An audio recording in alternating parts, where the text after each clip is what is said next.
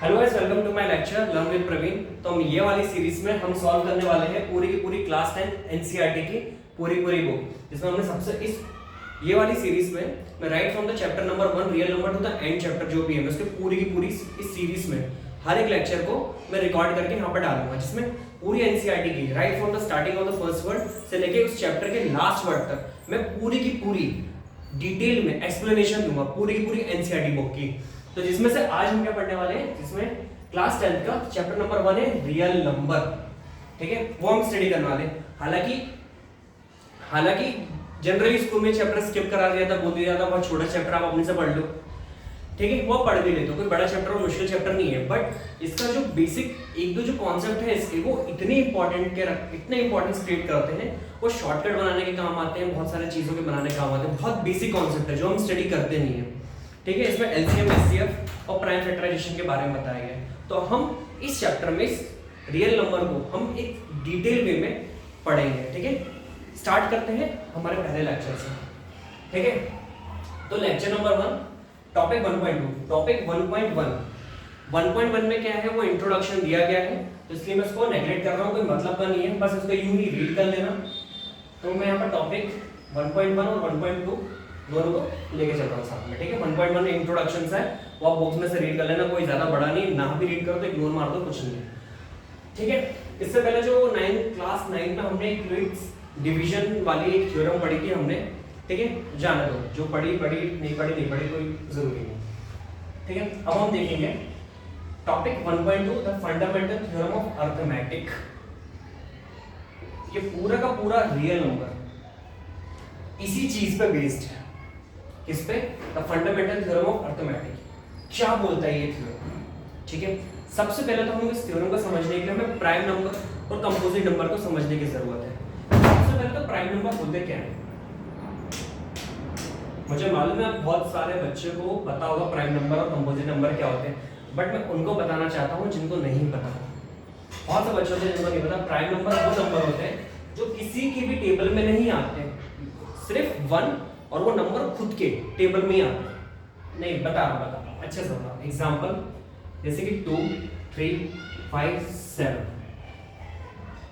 ये वो नंबर है, इसमें हम 1 को भी ले लेंगे, ये वो नंबर है, बट 1 को बहुत सारी थ्योरम्स अवॉइड करती हैं, तो 1 को नहीं ले रहा हूं, क्योंकि प्राइम नंबर की जो बेसिक डेफिनेशन है उसमें 1 के टेबल में और सेल्फ इसके टेबल में आना जरूरी है। तो 1 के टेबल में सेल्फ एक तरीके से 1 सेटिस्फाई भी होता है, नहीं भी होता, तो अलग अलग स्कूल्स ऑफ मैथमेटिक्स अलग अलग थ्योरम्स हैं, बट मैं फिलहाल 1 को इंक्लूड करके चल रहा हूं प्राइम नंबर में। तो हम बात कर रहे थे प्राइम नंबर होते क्या है। बेसिकली प्राइम नंबर होते क्या है, जो नंबर जो 1 और सेल्फ खुद के टेबल में आते हैं, जैसे 2 किसी के टेबल में आता है, 1 के टेबल में आता है, और 2 खुद के टेबल में आता है। 3 किसके टेबल में आता है, 1 के टेबल में आता है, 3 के टेबल में आता है। सिमिलरली 5 भी 1 के टेबल में आता है, 5 के टेबल में आता है, ठीक है। तो वैसे 7 हो गया, इसके बाद आपका 11 हो गया, 13 हो गया, and so on. There are different an number of prime number, infinity तक बहुत सारे प्राइम नंबर आपको देखने को मिल जाएंगे, ठीक है। अब हम बात करते हैं कंपोजिट नंबर, ठीक है। ये कौन सा नंबर होते हैं, कंपोजिट नंबर, ठीक है। सिंपल सी बात, जो नंबर प्राइम नंबर है वो कंपोजिट नंबर है। देखो स्कूल में सिखाएंगे जो नंबर बहुत सारे 3 या 3 से ज्यादा के टेबल में आता है उनको कंपोजिट नंबर बोलते हैं, जो सिर्फ 1 और सेल्फ के नंबर में आता है उसको प्राइम नंबर। इतनी सबको याद रखने की जरूरत नहीं है, जो नंबर प्राइम नंबर नहीं है वो कंपोजिट नंबर है, सिंपल सी बात। कोई भी नंबर जो प्राइम नंबर नहीं वो कंपोजिट नंबर होता है। लेके चलते हैं बेसिक इसकी थ्योरम क्या होती है, जो जिसके 2 जिसके 3 या मोर देन 3 मल्टीपल्स होते हैं उनको बोलते हैं हम लोग कंपोजिट नंबर, सॉरी मल्टीपल्स बोल रहा हूं, फैक्टर। जैसे कि मैं 4 को लेके चलता हूं, 4 किस टेबल में आता है, 1 के टेबल में आता है, 2 के टेबल में आता है, 4 के टेबल में आता है, 3 फैक्टर है तो ये कंपोजिट नंबर है। 6 1 के टेबल में आता है, 2 के टेबल में आता है, 3 के टेबल में आता है, 6 खुद के टेबल में आता है, 4। ये होगा हमारा कंपोजिट नंबर। तो ये प्राइम नंबर होगा, ये कंपोजिट नंबर होगा। तो फंडामेंटल थ्योरम ऑफ अर्थमेटिक को समझने के लिए हमें प्राइम नंबर और कंपोजिट नंबर जानना था। ये दोनों चीज मैंने आपको सिखा दी और मुझे मालूम है ये आपको पहले से पता होगा, ठीक है। चलो अब स्टार्ट करते हैं इस थ्योरम के बारे में। ये थ्योरम बोल क्या रही है, the fundamental theorem of arithmetic, ठीक है। Every composite number every composite number, समझने की कोशिश करना, सारे के सारे composite number can be expressed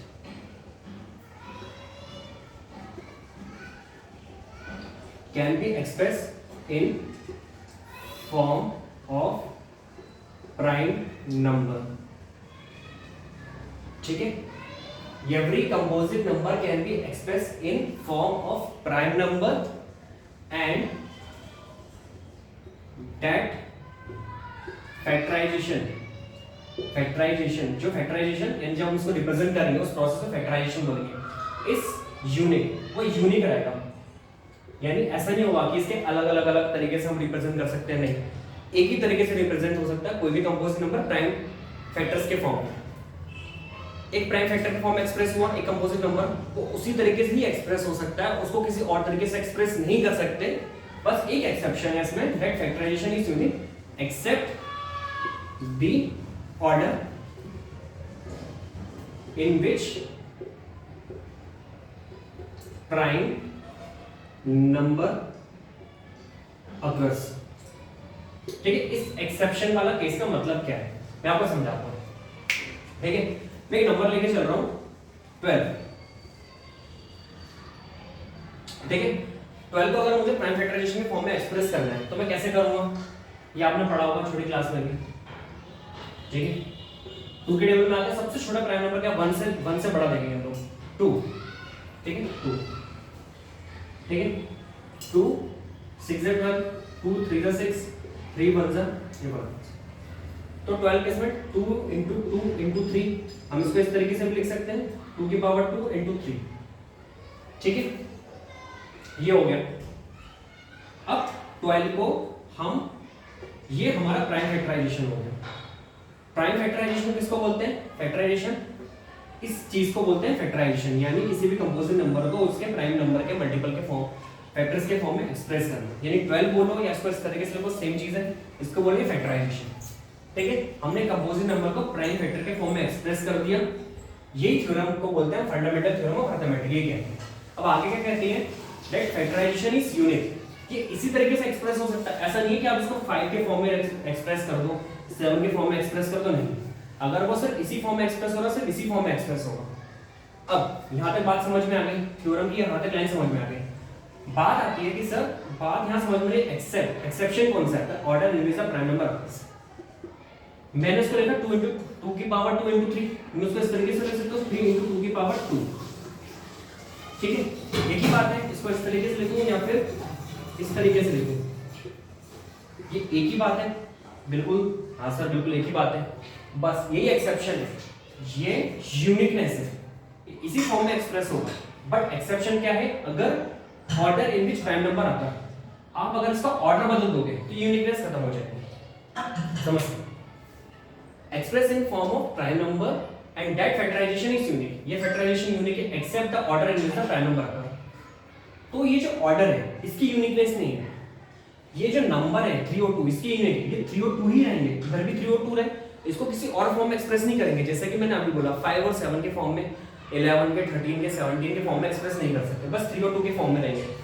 पर इनके जो ऑर्डर है 3 और 2 इधर है, इधर मैंने पलटा के लिख दिया 2 और 3, इस पे यूनिकनेस नहीं चलेगी, क्योंकि ये यूनिक नहीं है भाई, अगर आप ऑर्डर बदल दोगे नंबर तो सेम फॉर्म में एक्सप्रेस हो रहा है। तो ये चीज बोलना चाह रहा है कि every composite number can be express in form of prime factor number, ये एक्सप्रेस कर दिया, and that factorization is unique, ये यूनिक रहेगा, 3 और 2 के फॉर्म में ही रहेगा, except the order in which the prime number आता है। ये ऑर्डर है, 3 पहले है 2 बाद में है, इधर 2 और 3, ये एक्सेप्शन है कि the order in which the prime number आता है। बस ऑर्डर की यूनिकनेस नहीं रहेगी, नंबर जो है नंबर उनकी यूनिकनेस रहेगी, बट ये जो ऑर्डर है 3 और 2 और 2 और 3, ये जो ऑर्डर है आगे पीछे अपेयर होने का, इनकी यूनिकनेस नहीं रहेगी। अब एक और एग्जांपल लेके चलते हैं हम लोग, थोड़ा बड़ा लेते हैं इस बार, चले लेते हैं हम लोग, और चलो थोड़ा सा और बड़ा इमेजिन करते हैं हम लोग, 27 ले लेते हैं। ठीक है, तो 27 का फैक्टराइजेशन अगर हम करने बैठते हैं, ठीक है, 3 9 चलो ये भी हो गया, चलो एक और अच्छा नंबर लेते हैं, 42 ले लेते हैं, चलो थोड़ा सा बड़ा, 2 4 2 1, ठीक है, चलो 2 2 4 2 1 2, अब आएगा 3 7 21, 7 1 से 7। तो हम 42 को कैसे एक्सप्रेस करेंगे? इसका प्राइम फैक्टराइजेशन क्या होगा? 2 into 3 into 7।